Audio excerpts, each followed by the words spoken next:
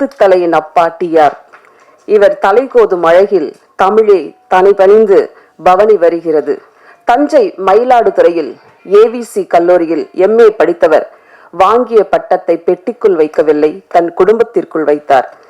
தமிழின் முதல் காப்பியமான சிலப்பதிகாரத்தின் நினைவாக சிலம்பரசன், உலக பொதுமறை திருக்குறள் நினைவாக குறளரசன் என்று பெயர் வைத்தார். இன்று கூகுளில் உலகத்தின் சிறந்த தொன்மொழியாக, தொன்மை வாய்ந்த பழமை மொழியாக, தமிழில் சிறந்த இலக்கிய மொழி என்று அறியப்படும் போது அதையே தன் மகளுக்கு வைத்து இலக்கியா என்று பெயர் வைத்து பெருமை சேர்த்தார். உலக சினிமா ஊமை படம் தொடங்கி கருப்பு வெள்ளை, கலர் படம், motion pictures, cinema bioscope, 70mm என்று மாறிக்கொண்டே இருக்கிறது. ஆனால் உலக சினிமாவிலேயே அடுக்குமொழியை அறிமுகப்படுத்தி தன் பேச்சால் திரையுலகை தன் பக்கம் கிடுகிடுக்க வைத்தவர் இந்த டிஆர். இன்று தமிழ் சினிமாவில் இண்டிபெண்டன்ட் மேக்கர் என்று சொல்லக்கூடிய அத்தனை கலைஞர்கள் வருவதற்கும் முன்னோடி டிஆர் தான். காரணம், இவர் யாரிடமும் உதவி இயக்குனராக இருந்ததில்லை. இவர் யாரிடமும் உதவி இசையமைப்பாளராக இருந்ததில்லை. இவர் யாரிடமும் தயாரிப்பு பணியை கற்றுக்கொள்ளவில்லை. ஆனால் ஒட்டுமொத்த திறமைகளையும் சினிமாவின் முக்கிய பொறுப்புகள் அனைத்தையும் சுயம்புவாக எழுந்து வேர்விட்டு ஆலமரமாக வெற்றி பெற்றவர். இதெல்லாம் உலக சினிமாவில் பேரதிசயம், பெரும் விஷயம். டிஆர் என்பது சினிமாவில் வெறும் பேர் அல்ல, பேர் உதாரணம். டிஆர் என்பது தமிழ் சினிமாவின் ஆளுமை மட்டுமல்ல, 80-90களில் தமிழ் சினிமாவில் அடையாளமாக இருந்தவர் டிஆர். டிஆர் போல் இனி ஒருவர் வர முடியாது, உருவாகவும் முடியாது. அப்படி ஒரு மல்டி டேலண்ட் பர்சனாலிட்டி. ஆற்று நீர் போல ஊற்றெடுக்கும் அந்த தமிழ், சங்கத்தமிழ், எங்கத்தமிழ் டிஆர் அவர்களை அன்புடன் பேச அழைக்கிறோம்.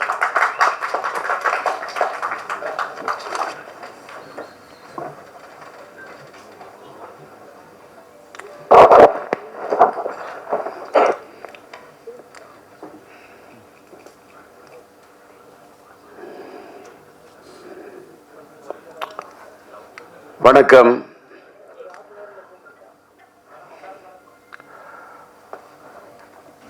இன்று என் மகன் சிலம்பரசன் அவர்களுடைய பிறந்த நாளை, அந்த பிறந்த நாள் கொண்டாட்டத்தை சிலம்பாட்டத்துடன் சேர்த்து கொண்டாட வேண்டும் என்று கொண்டாடி கொண்டிருக்கக்கூடிய, இன்றைக்கு சிலம்பாட்டம் படத்தின் மறு வெளியீட்டை ரிலீஸ் செய்ய வேண்டும் என்று துடிப்போடு ஒரு எழுச்சியோடு ஈடுபட்டுக் கொண்டிருக்கக்கூடிய எல்மா பிக்சர்ஸ் எத்திராஜ் அவர்களே, அவருக்கு கரம் கொடுக்க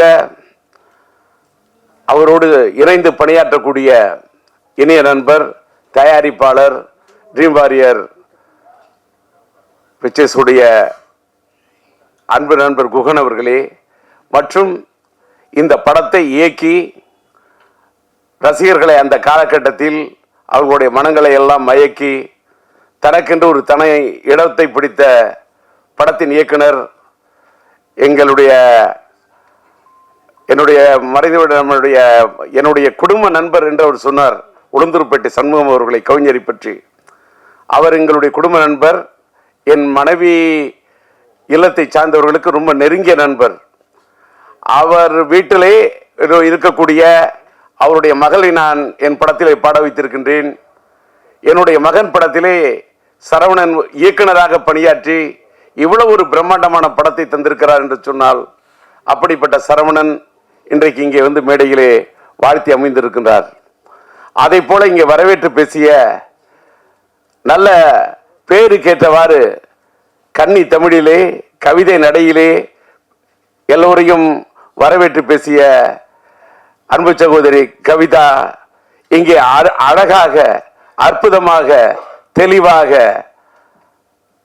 நல்ல உச்சரிப்போடு, உற்சாகத்தோடு தமிழை உச்சரித்த அழகை பார்க்கின்ற போது இன்னும் தமிழ் வாழ்ந்து கொண்டிருக்கிறது என்பதற்கு தமிழ் திரையுலகத்திலே இதை போன்ற சான்றுகள் இருக்கட்டும், இதை போன்ற சாட்சிகள் இருக்கட்டும், இதை போன்ற தடயங்கள் இருக்கட்டும்.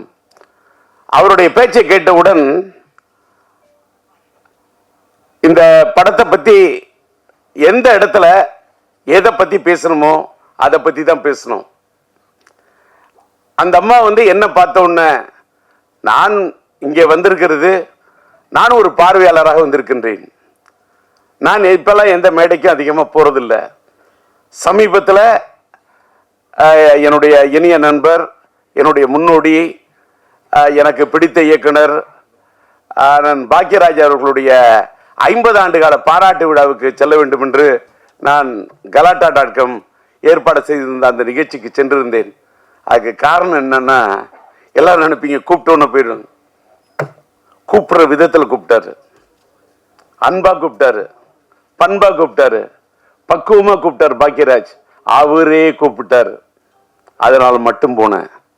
அதே மாதிரி இந்த நிகழ்ச்சியில் நான் இங்க நிக்கிறதுக்கு காரணம், ஒரு விநியோகஸ்தரை மதிக்க வேண்டும். இன்னைக்கு நம்ம எல்மா பிக்சர்ஸ் எத்திராஜ் இந்த படத்தை வெளியிடுகிறார் என்று சொன்னால், ஏதோ எங்கிருந்தோ ஒரு கரும்பு தோட்ட வியாபாரம் பண்ணிக்கிட்டு இருந்தேன், நான் காய்கறி வியாபாரம் பண்ணிக்கிட்டு இருந்தேன், ஆனாலும் எனக்கு சினிமா மேல ஈடுபாடு, யாருக்கு வேணாலும் சினிமாவில் ஈடுபாடு வரலாம், அது வேற விஷயம்.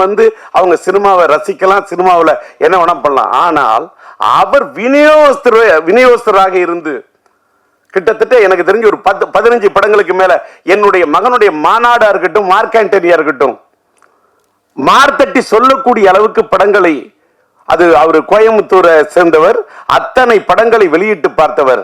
அவருக்கு இந்த படத்தின் மீது ஒரு தாளாத ஒரு இது. அவருக்கு பாலன் என்ற என்னுடைய இனிய நண்பர் தான் இந்த படத்தை வாங்குவதற்கு, இது எல்லமும் இந்த படத்தை தயாரித்தது என்னுடைய இனிய நண்பர் மறைந்துவிட்ட எல்லமும் லட்சுமி மூவிமேக்கர்ஸ் முரளி அவர்கள். இங்க சரவணன் சொன்ன மாதிரி இந்த படத்துடைய பட்ஜெட் பெரிய பட்ஜெட். அந்த காலகட்டத்தில் இந்த படம் ரொம்ப பெரிய பட்ஜெட். அதை எடுக்க அவர் தயங்கிய போது, நாம் இன்னைக்கு எல்லமு முரளியோட பையன் கோகுல் அவர் இருக்காரு, கோகுலுக்கு கூட தெரியும், அந்த தயாரிப்பாளருக்கு முரளிக்கு அந்த அளவுக்கு நான் உறுதுணையாக அவருக்கு உற்சாகத்தை ஊட்டி ஊக்கத்தை கொடுத்து இது பண்ணு. பட்ஜெட் எப்படின்னா, முரளி சார், சரவணன் நீங்க கேளுங்க, சரவணன் சொன்ன சப்ஜெக்ட், அதுக்கு என்ன தேவைன்னு யோசிக்காதீங்க, பட்ஜெட் சப்ஜெக்ட பாருங்க, பட்ஜெட்ட பார்க்காதீங்க. அடிச்சு சொன்னேன். அதே மாதிரி அவரால் முயன்ற அளவு அந்த காலத்தில் இந்த படம் ஒரு பெரிய பட்ஜெட் படம், அந்த அளவுக்கு அவர் எடுத்திருந்தாரு. அப்படிப்பட்ட ஒரு தயாரிப்பாளர். அந்த படம் அந்த காலத்திலேயே இதுல என்னுடைய சிலம்புடைய இனிய நண்பர் என்னுடைய காதல் எழுவதில்லை படத்தில் இது பண்ணி, அதுக்கப்புறம் மன்மதன் படத்தில் சிலம்பால இது பண்ணப்பட்ட நம்முடைய நண்பர் சந்தானம் இந்த படத்துல அற்புதமான காமெடி ரோல் பண்ணியிருப்பாரு. படம் சார், என் பையனோட பிறந்த நாள் இன்னைக்கு அந்த படத்தை பத்தி நான் சொல்றதை விட, இந்த ரீரிலீஸ் காலகட்டத்தில், ரிலீஸ் காலத்தை விட இந்த ரீரிலீஸ் காலம் இது ஒரு மாறுபட்ட காலம், இது ஒரு ஏஐ காலம், இது ஒரு சாட் ஜிபிடி காலம். இன்னைக்கு டிஜிட்டல் வேர்ல்டு, படங்கள்லாம் இன்னைக்கு டிஜிட்டல் அவுட்புட்ல இன்னைக்கு இருக்கக்கூடிய சவுண்டு எல்லாமே வேற ரேஞ்சு. நான் அதை என்ன சொல்றேன்னு சொன்னாக்கா, நான் அப்படி பார்க்குறேன், படத்தை பார்க்குறேன், பிரமிக்க வைக்குது. என் பையங்கிறதெல்லாம் அதெல்லாம் தூக்கி அந்த வைக்கணும். நான் முதல்ல படைப்பாளி அப்படிங்கிறத விட நான் பெரிய ரசிகன். நான் எல்லா படத்தையுமே ரசிப்பேன். நான் பயங்கர கலா ரசிகன், தியேட்டரில் போய் படம் பார்க்கக்கூடிய ரசிகன். இந்த படம் நான் தியேட்டரில் பார்த்தேன். இங்கே இந்த நம்மளுடைய பிரசாத் இந்த நம்மளுடைய லேப் தியேட்டரில் பார்க்கவுள்ளே பிரமிக்க வைக்குது. என்னன்னா, என்ன கலர்ஃபுல் ஃப்ரேம். நானே பிரம்மாண்டமா படம் எடுக்கிறவன், பிரம்மாண்டமா டான்சர்ஸ் போட்டு எடுக்கிறவன்.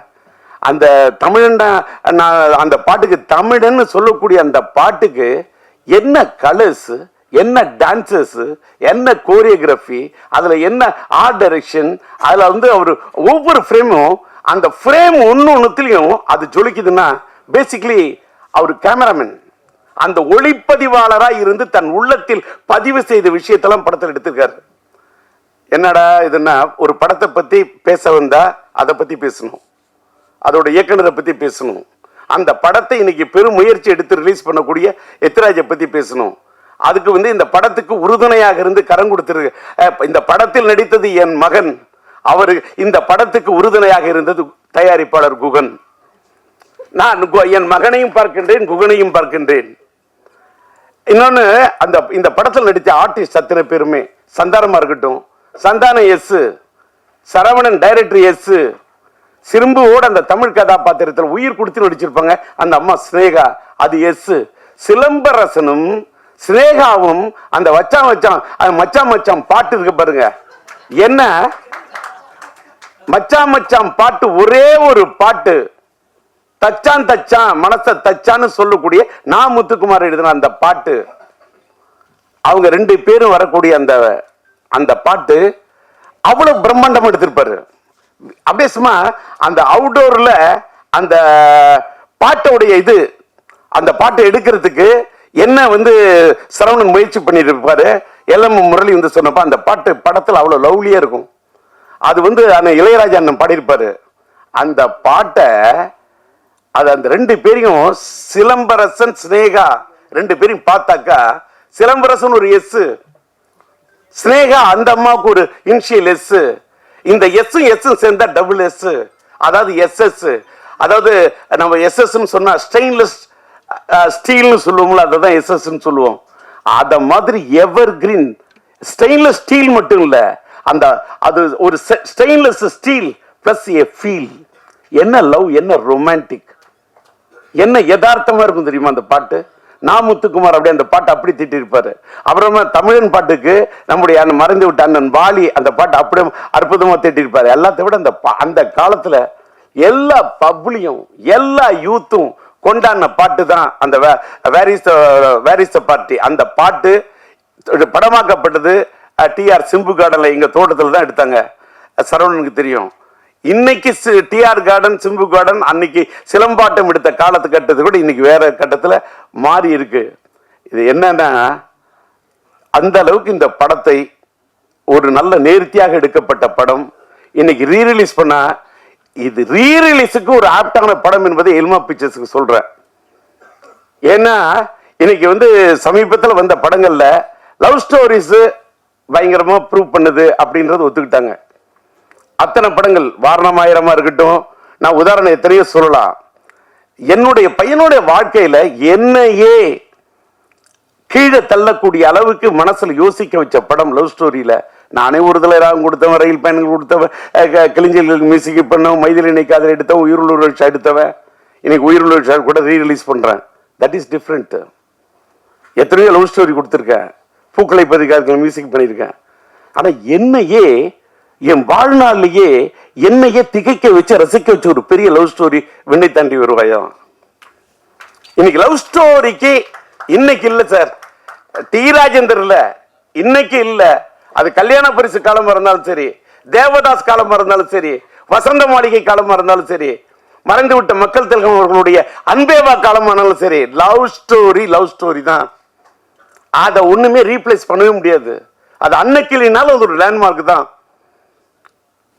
அப்படி ஒரு விண்ணை தாண்டி வருவாய், அப்படி ஒரு லவ் ஸ்டோரி அது. ஆனா ஆக்ஷன் படமும் ரீரிலீஸ்ல நிக்குங்கிறத ப்ரூவ் பண்ணது நம்முடைய அல்டிமேட் ஸ்டார் அஜித்தோட மங்காத்தா ரீரிலீஸ்யா. அது கூட அத்தனை புது படத்தை விடுறாங்க, நிக்கலையே, புது படங்கள் விக்கலையே. என்ன காரணம்? கரெக்டா புரிஞ்சுக்கிட்ட ராஜா.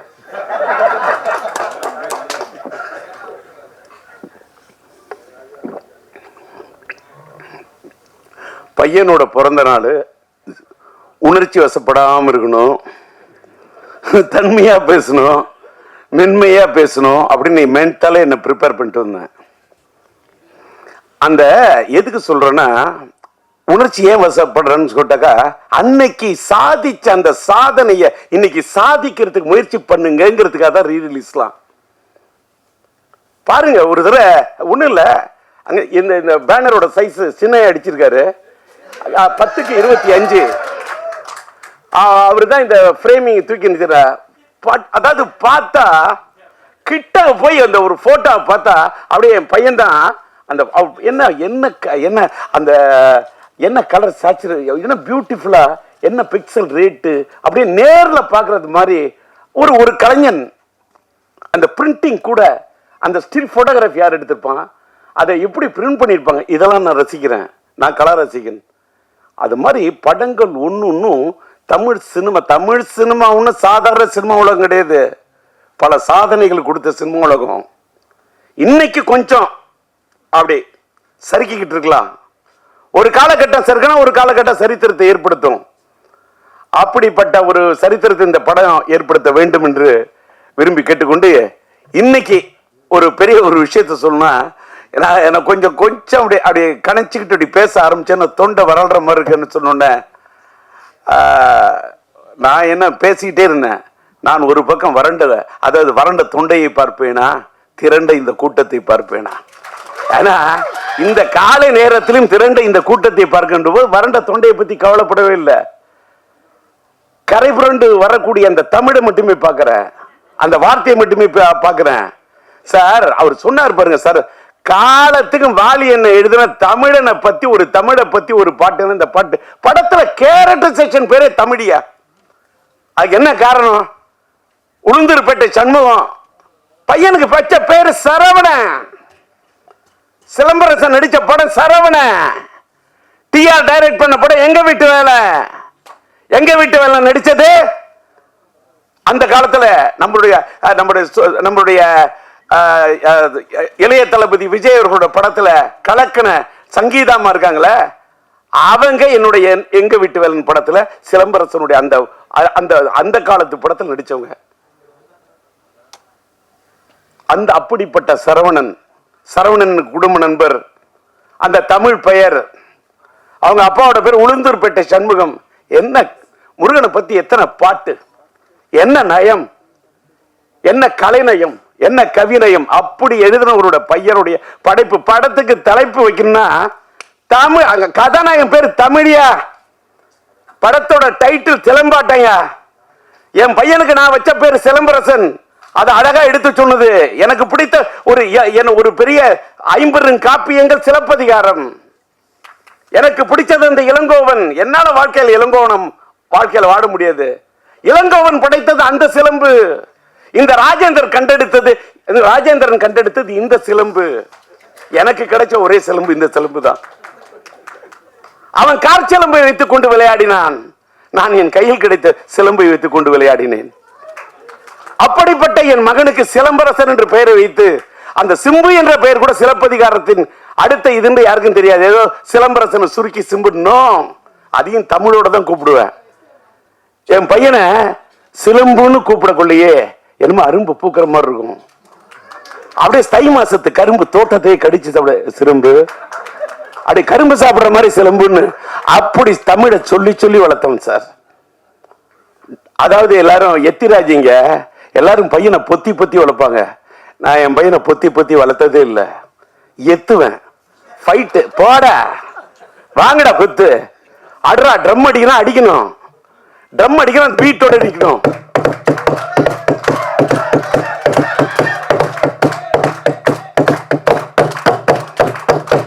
கை தட்டணும், தட்டினா வலிக்க கூடாது. இப்பவும் அடிப்பேன். இப்பவும் ட்ரம் அடிப்பேன்னா, ஏன் அடிக்கிற? ட்ரம்மு தான் அடிப்பேன், தம் அடிக்க மாட்டேன். தம் அடிக்காம இருந்ததுனால தான் டம் பிடிச்சு நின்று பேசுறேன். வெளியில சில யூடியூப்ல டிஆரால அவர் பேச முடியாது, அவருக்கு முடியல, அதெல்லாம் சும்மா பேசுறேன்ல, இப்பவும் பேசுறேன்ல. அன்னைக்கு பார்த்திபன் சொன்னாரு கலாட்டா.comல, சில பேர் பேசுனா மைக்கை பார்த்தா பயம் வரும், ஆனா டிஆர் பார்த்தா மைக்குக்கே பயம் வரும்னாரு.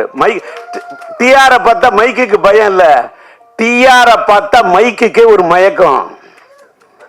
மைக்குன்னா எனக்கு பிடிக்கும், மைக்குக்கு என்ன பிடிக்கும்.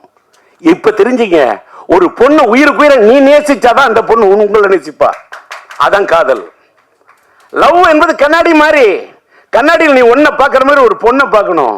கண்ணை பார்த்தா வருவது மட்டும் காதல் அல்ல, உன்னை மாதிரி ஒரு பெண்ணை பார்த்தா தான் காதல்.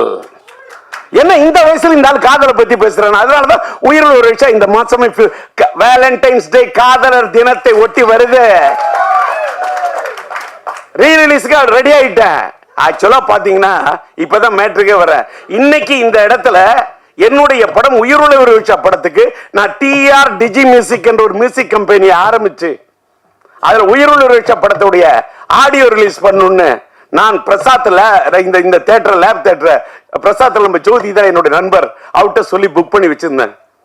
ஆனால் எத்திராஜ் சார் அவர்களும் நம்முடைய ரியாஸ்டர் பணியாற்ற நண்பன் என்னுடைய நண்பன் பிஆர்ஓ நம்முடைய ராஜாவும் நாங்க வேற ஒரு இடத்துல இந்த ஃபங்க்ஷன் முயற்சி பண்றோம், ஆனா ஒரு சூழ்நிலை இல்லை, எங்களுக்கு பிரசாத்தில் தான் வைக்கிற மாதிரி இருக்கும், அந்த காலை நேரத்தை நீங்க புக் பண்ணி வச்சிருக்கீங்களா, நீங்க விட்டு தரணும் அப்படின்னு கேட்டாரு. அது மட்டும் இல்ல, எத்திராஜை வச்சுக்கிட்டே சொல்றேன், இதே 6ஆம் தேதி உயிருள்ள ரீ ரிலீஸ் பண்ணும். எனக்கு பிப்ரவரி மாசம் 4ஆம் தேதி மைதிலி அதை ரிலீஸ் பண்ணேன். பிப்ரவரி மாசம் 5ஆம் தேதி என் தங்கிகள் ரிலீஸ் பண்ணேன். 210 நான் பண்ண படங்கள்லாம் பிப்ரவரியில நிறைய ஹிட் கொடுத்துருக்கேன். பிப்ரவரி மாசம் எனக்கு பிடிச்ச ஒரு மாசம். அது ஒரு வேளை எனக்கு பிடிச்ச மாசம் நான் காதலர் தினம் வரக்கூடிய மாசமோ என்னமோ, அதனாலயா அதே மாதிரி பிப்ரவரி மாசம்னா என் மனைவி பிறந்த நாள். என் மனைவி பிறந்த நாள் இந்த மாசத்தை பிடிக்குமா, இல்ல காதலர் தினம் வர்றதுனால எனக்கு பிடிக்குமா, இல்ல என் மனைவி மேல இருக்கக்கூடிய காதல் உயிருள்ள ஒரு விஷயம் இந்த காதல் இருக்கிறனால இந்த மாசம் பிடிக்குமா. இந்த மாசத்துல இந்த அதுவும் பிப்ரவரி 6 எனக்கு இந்த பிடிச்ச தேதி. நானே டிஆர் எனக்கு பிடிச்சது 6, அதனால 6ஆம் தேதி படத்தை ரிலீஸ் பண்ண பிளான் பண்ணேன். எத்திராஜ் வந்தாரு. எங்களுக்கு ஆட்டு தேதி இந்த 6 மாதிரி இருக்கு. இந்த பாலன்னு ஒருத்தர் நண்பர் அவருக்கு அவர் அழைச்சிட்டு வந்துட்டாரு. இந்த 6ஆம் தேதி நீங்க விட்டு கொடுக்கணும்னாங்க. சரின்னு 6ஆம் தேதி பட ரிலீஸுக்கு தேதியை விட்டு கொடுத்தேன். நான் கொஞ்சம் தள்ளி வரேன்னு சொன்னேன். அங்கேருந்து இந்த ராஜா வந்து உங்களுடைய ஆடியோ ரிலீஸை கொஞ்சம் நீங்க தள்ளி வச்சுக்கிட்டீங்கன்னா இந்த பிரசாத் தியேட்டர் நாங்க புக் பண்ணிட்டு நாங்க எடுப்போம், இதை தள்ளி வைக்க சொல்லி ராஜா கேட்டாரு. ஒரு பக்கம் ராஜா, ஒரு பக்கம் எத்திராஜ் பேர்ல பார்த்தாலும் ஒரு ராஜா, இந்த பிஆரோட பேரை பார்த்தாலும் ராஜா. ஒருதலை ராகத்துல கதாநாயகன் பேர் ராஜா, அது மட்டும் இல்ல என் பேரு உண்மையிலேயே ராஜா. இந்த பக்கம் ஒரு ராஜா, இந்த பக்கம் ஒரு ராஜா. சரி நீங்களே விழாவை நடத்துங்கன்னு தூவிட்ட ரோஜா.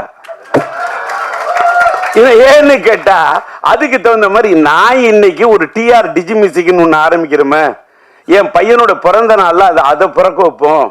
ஒரு மியூசிக் கம்பெனி, இன்னைக்கு மியூசிக் கம்பெனில பெரிய ஏகப்பட்ட பிரச்சனை, அதெல்லாம் பேசினா தலைப்பு மாறிடும், அதை மறுபடியும் தனியா பேசுறேன். இன்னைக்கு வந்த இடத்துல வந்தது மட்டும் பேசணும், கண்டதையும் பேசினா அது முறை இல்லை. அதனால கொடுத்துட்டேன். இந்த தேதியும் விட்டு கொடுத்தேன், இந்த இடத்தையும் விட்டு கொடுத்தேன். சார் எனக்காக என்னையும் கொடுத்தேன், என்ன கொடுத்து தானே சார் என் பையனே வந்தான். என்ன கொடுத்து என் பையனுக்காக என்ன வேணா கொடுப்பேன், எதை வேணா கொடுப்பேன், என்னையே கொடுப்பேன், என்ன எதை வேணா கொடுப்பேன், என் வாழ்க்கையை கொடுப்பேன். இடத்தை கொடுத்தேன், என் பையனுக்கு நான் தடத்தை கொடுத்தேன், என் பையனுக்கு இடத்தை கொடுத்தேன், என் பையனுக்கு படத்தை கொடுத்தேன். அதனாலதான் இன்னைக்கு சரவணன் சொன்ன மாதிரி இத்தனை 5 வருஷம் இல்லையா, 50 வருஷம் வந்தா கூட நாங்க சிம்புவோட ரசிகன் இருக்கான் பாரு. சிம்புவோட ரசிகன், யாருக்கு இப்படி ஒரு ரசிகன் கிடைக்க கூட, அப்படி ஒரு பேரை எடுத்து அப்படி ஒரு ரசிகர்களை சம்பாதிச்சிருக்க ஒரு பையனை பெற்றிருக்கேன். இன்னைக்கு காலையில நம்மளுடைய சூளம் படத்தோட டைரக்டர் நம்மளுடைய எம் பாஸ்கருடைய மகன் பாஸ்கர் வந்து ஒரு பேட்டி கொடுத்திருக்காரு போல இருக்கு, யூடியூப்ல பார்த்தேன். காலையில 4 மணிக்கெல்லாம் எழுந்துச்சேன். ராஜாட்ட சொல்லிட்டு எத்தனை மணிக்கு, நான் 8:30 மணிக்கு, நான் 8:30 மணிக்கு நான் ரெடி ஆகிட்டு இருக்கேன். ராஜா ஹேருக்கெல்லாம் ரெடி 8:30 மணிக்கு வரும். இல்ல எல்லாரும் அசம்பிள் ஆகிட்டு இருக்காங்க, இப்பதான் பிளைட்ல ப்ரொடியூசர் வர்றாருன்றார். அடப்பாவி, என்னப்பா இப்படி சொல்ற? நான் காலையில 4 மணிக்கே எழுந்துச்சு ரெடி ஆயிட்டேன். நான் வாழ்க்கையில ட்ரெயின் ஸ்டூடெண்ட், ரயில் பயணங்கள்ல போய் காலையில 6:40 ட்ரெயினை பிடிக்கணும், 4 மணிக்கு எழுந்திருக்கிறாள். ரெடி ஆகி என்னன்னு கேட்டா, என் பையனுடைய பிறந்த நாள்ல இந்த சிலம்பாட்டம் படத்தோட ரீ ரிலீஸ்ல, என் பையனோட ரீ ரிலீஸ்ல இந்த படம் ஒரு தனி இடத்தை பிடிக்கணும்னு ஒரு தந்தையா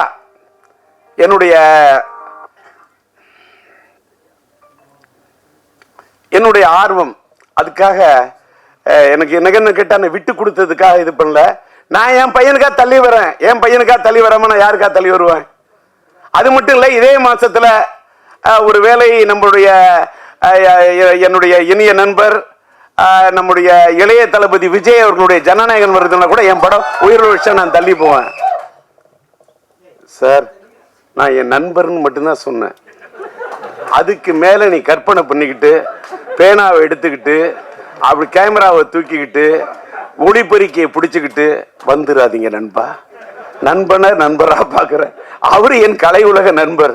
நான் புலியிலேயே போய் புடின்னு பிடிச்சாலு. அதனால விட்டுருங்க. அதனால இன்னைக்கு பேசுனதுல ஏதாவது ஒரு கிளி பேசுனதுல வந்தாரு டிஆர் என்ன எல்மாவை பத்தி பேசுறாரு, ஏதாவது ஒரு கில்மாவா பேச மாட்டாரா அப்படின்னு உங்களுக்கு ஒரு எண்ணம் வரக்கூடாதுல்ல. அதுக்காக தான் இதெல்லாம் பத்தி எல்மாவை பத்தியும் பேசுவேன், சினிமாவை பத்தியும் பேசுவேன், இப்படி கிளுகிழுப்பா கொஞ்சம் கில்மாவும் பேசுவேன். அதான் டிஆர். அதனால இன்னைக்கு காலையில நான் பேச வந்தது என்னன்னு கேட்டா, பாஸ்கர் பேசுனதை பார்த்த உடனே சார் ரொம்ப சந்தோஷமாயிடுச்சு. என்னன்னா பாஸ்கர் சொல்றாரு, என்னுடைய மீடியா நண்பர்கள் நிறைய பேர் இருக்காங்க. இதை வச்சுக்க இந்த போனை, அது ஃபிளைட் மோட்ல போட்டுருக்க மறந்துட்டேன். ஃபிளைட்ல என்ன ஃபிளைட் மோட் போடலாம். அவர் கல்ல பேசுறாரு. என்னன்னு கேட்டா, டிஆர் அந்த காலத்துல என்னோட பழைய டி ராஜேந்திரன் உஷா பத்திரிகையில பணியாற்ற நண்பர்களா இருக்காங்க. அவங்க பல பேர் சொன்னதை வச்சு அவர் ஒண்ணு சொல்றாரு. டிஆர் அவரோட படத்தை பிஎன்சி ஓட்டு வரான். பர்த்டேக்கார என்னங்க நான் பாடுறதுக்கு வந்தேன்னா பேசுறதுக்கு வந்தேனா, இதெல்லாம் அப்படிலாம் என்ன இந்த டிஆர்பி ரேட் எடுத்துறது டிவில எல்லாம் சொல்லுவாங்க. டிஆர் வந்துட்டாரு பண்ணும். அதெல்லாம் இன்னைக்கெல்லாம் போய் என் பையன் நல்லா இருக்கணும் அப்படின்னு வாழ்த்தக்கூடிய இந்த மக்கள்லாம் வாழணுங்க. அவ்வளவுதான். மறுபடியும் அதுலயே நிக்கிறம்மா. நீ எல்லாம் ஏதாவது கட்சியில போயின்னா அழகா ஓட்டு கேட்டு வாங்கிட்டு போடுறது. ரெடி இருக்கு. அம்மாடி ஆத்தாடி உன்னை எனக்கு தெரியாடி, நீ பாதி அண்ணாம் பாதி சேர்ந்து புட்டா சிவஜாதி. அரைச்சம்மாவ அரைப்போமா, துவைச்ச துணிய துவைப்போமா. அரைச்சம்மாவ அரைப்போமா, துவைச்ச துணிய துவைப்போமா. எம்மா எம்மா எம்மா எம்மா மாயம்மாய அம்மா எம்மாடி ஆத்தாடி உன்னை எனக்கு தெரியாடி, நீ பாதி அண்ணாம் பாதி சேர்ந்து புட்டா சிவஜாதி. இது ஏஐ வாய்ஸ்லாம் இல்ல, என்னோட ஒரிஜினல் வாய்ஸ்.